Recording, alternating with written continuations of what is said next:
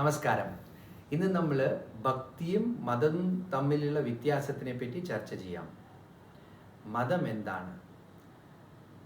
മതമല്ല മതം. മതം എന്ന് പറഞ്ഞാൽ സംസ്കൃതത്തിൽ നിന്ന് ഉദ്ഭവിക്കുന്ന ഒരു പദമാണ്. മതം എന്ന് പറഞ്ഞാൽ എൻ്റെ തോന്നൽ, എൻ്റെ അഭിപ്രായം, എൻ്റെ വിശ്വാസം. ഇതാണ് എൻ്റെ അർത്ഥം. ഒരു വിശ്വാസത്തിൻ്റെ പേരിൽ, ഒരു അഭിപ്രായത്തിൻ്റെ പേരിൽ തൻ്റെ ജീവിതങ്ങൾ, ചടങ്ങുകൾ, അതിനെ ആചാരങ്ങൾ, അതെല്ലാം കൂടി ചേർത്തിട്ടാണ് ഒരു മതമാവുന്നത്. മതം നേരെ മറിച്ച് ഒരു വിശേഷമായിട്ടുള്ള കാര്യം മതത്തിനെ പറ്റിയിട്ട് ആൾക്കാർ മതം പാലിക്കുന്നത് എന്തിനാ വെച്ചാൽ തൻ്റെ എന്തെങ്കിലും ഒരു ആശ നിറവേറ്റാൻ, എന്തെങ്കിലും ഒരു ആവശ്യത്തിന് വേണ്ടിയിട്ട്. എനിക്ക് ഒരു നല്ലൊരു ഭാര്യ വേണം, അല്ലെങ്കിൽ എനിക്കൊരു നല്ലൊരു വീട് വേണം, എനിക്ക് നല്ല ഐശ്വര്യം വേണം, പണം വേണം. ഇങ്ങനത്തെ ആവശ്യങ്ങൾക്കിനെ സാധിപ്പിക്കാൻ വേണ്ടിയിട്ട് തപസ്യകൾ ചെയ്യുക, ചടങ്ങുകൾ, ആചാരങ്ങൾ, അങ്ങനെ ഓരോന്ന് ചെയ്ത്, വ്രതങ്ങൾ ചെയ്ത് തൻ്റെ ആശകളെ നിറവേറ്റാൻ വേണ്ടി ഉപയോഗിക്കുന്നതാണ് മതം. ഭക്തിയിൽ ഒരു വിശേഷങ്ങളുണ്ട്. ഭക്തിന് വിശ്വാസം മാത്രമല്ല, അനുഭവമാണ്. എന്തോ ഒരു ആനന്ദം, എന്തോ ഒരു ആഹ്ലാദം ആ ഭക്തൻ്റെ ഹൃദയത്തിൽ അവൻ അനുഭവിച്ച കാരണം ഒരു അപൂർവമായിട്ടുള്ളൊരു ആശ, സ്നേഹം, പ്രേമം തൻ്റെ ആരാധിക്കുന്ന ഭഗവാന്റെ പേരിൽ. അതാണ് ഭക്തി. ഭക്തി തൻ്റെ ഗുരുവിൻ്റെ മേലെയാവാം. അത്രയും ജാസ്തി സ്നേഹം ഗുരുവിൻ്റെ മേലെ ഉണ്ടാവുന്ന കാരണം സേവാഭാവന. സേവ എന്തെങ്കിലും ഒന്ന് കിട്ടാൻ വേണ്ടിയിട്ടല്ല. എൻ്റെ ഗുരുവിനെ എനിക്ക് പൂജിച്ചാൽ, ഗുരുവിനെ സേവിച്ചാൽ എനിക്കിത് കിട്ടും, ഞാൻ മഠാധിപതിയാവും, എന്തെങ്കിലും പണം, സമ്പത്ത്, യോഗസിദ്ധി ഇത് കിട്ടുന്നുള്ള ഈ നേട്ടത്തിന് വേണ്ടിയിട്ടല്ല അത് ചെയ്യുന്നത്. അത് ചെയ്താൽ അതും മതമാവും.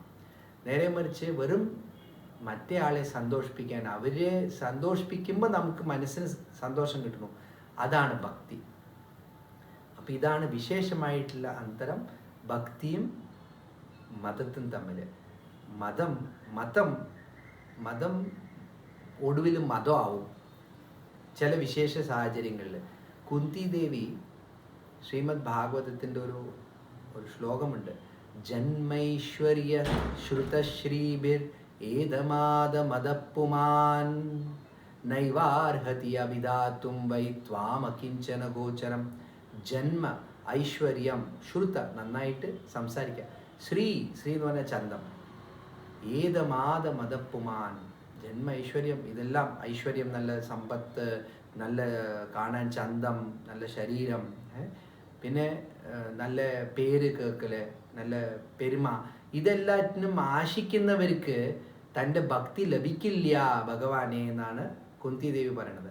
അത് കാരണം നമ്മൾക്ക് ഈ അന്തരം ശരിയായിട്ട് ഭക്തിയും മതത്തും തമ്മിൽ വേർപാട് നമുക്ക് മനസ്സിലായാൽ നമ്മൾ ഏത് വഴിയിലാണ് പോണത്, ഭക്തിൻ്റെ വഴിയിലാണോ മതത്തിൻ്റെ വഴിയിലാണോ എന്ന് നമുക്ക് അറിഞ്ഞാൽ നമുക്ക് സൂക്ഷിക്കാം.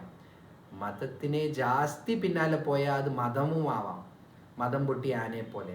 ഇനിയോ ആൾക്കാരെ ഉപദ്രവിക്കലും ആവാം തൻ്റെ നേട്ടത്തിന് വേണ്ടിയിട്ട്. പക്ഷെ ഭക്തൻ തൻ്റെ നേട്ടത്തിന് വേണ്ടിയിട്ടല്ല ഒന്നും ചെയ്യുന്നത്, ഭഗവാനെ തൃപ്തി ചെയ്യാൻ വേണ്ടിയിട്ടാണ് എല്ലാ കാര്യങ്ങളും ചെയ്യുന്നത്. ആ ഭഗവാനെ തൃപ്തിക്കുന്ന ആ ഭക്തന് ഭഗവാൻ എന്തും കൊടുക്കാൻ തയ്യാറാവും. പക്ഷെ എന്നാലും ഭക്തൻ ഒന്നും വേണ്ട എന്നാണ് മനോധാരണ. അതിൻ്റെ ഉദാഹരണമാണ് കുചേലൻ, സുദാമ എന്ന് പറയുന്ന കുചേല ബ്രാഹ്മണന് ഒന്നും വേണ്ട. തൻ്റെ ഭഗവാൻ ശ്രീകൃഷ്ണൻ തൻ്റെ മിത്രനെ സ്നേഹിക്കുക, തൻ്റെ മിത്രന് എന്തെങ്കിലും കൊടുക്കുക, തൻ്റെ മിത്രൻ്റെ കൂടെ കുറച്ച് സമയം ചിലവാക്കുക, ഇത് മാത്രമേ ആശ ഉണ്ടായിരുന്നുള്ളൂ. ആ ഭഗവാൻ ശ്രീകൃഷ്ണൻ എന്തായിരുന്നു ആശ? എൻ്റെ ഭക്ത കുചേലന് എന്തു കൊടുത്താലും പോരാന്നാണ് ഭഗവാന്റെ നിർണയം. ലക്ഷ്മി ദേവി നിർത്തിയതാണ്, രുക്മിണി ദേവി നിർത്തിയതാണ്. ഇനി തിന്നണ്ട, ആ അവിൽ ഇനി തിന്നണ്ട, അല്ലെങ്കിൽ ഞാൻ തന്നെ അവിടെ പോയി സേവിക്കേണ്ടി വരും. അങ്ങനെയായിരുന്നു രുക്മിണി ദേവി പറഞ്ഞത്. അപ്പോൾ നിങ്ങൾക്ക് ഭക്തനാവണോ അതോ നിങ്ങളുടെ ഈ മതം നിങ്ങൾക്ക് പാലിക്കണോ? നിങ്ങളുടെ നിർണയം. നമസ്കാരം.